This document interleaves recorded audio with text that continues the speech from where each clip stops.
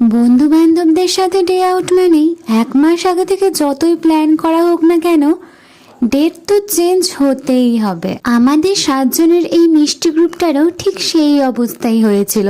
Dance প্রোগ্রামের পর কারোর সাথে দেখা হয়নি বললেই চলে, আর তার জন্যই এই লাঞ্চ ডেটের প্ল্যান করা, জমিয়ে আড্ডা দেওয়া, তার সাথে পেট পুজো করা, সবকিছুর প্ল্যানই ছিল আজকের আমাদের পছন্দের রেস্টুরেন্ট গ্র্যান্ড গসিপে।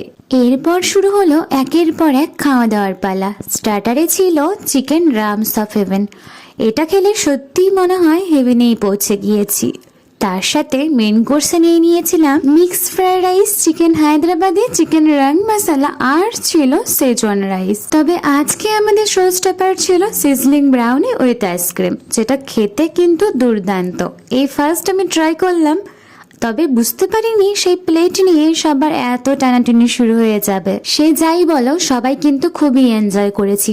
চলো টাটা, নেক্সট ভিডিও নিয়ে খুব তাড়াতাড়ি দেখা হচ্ছে।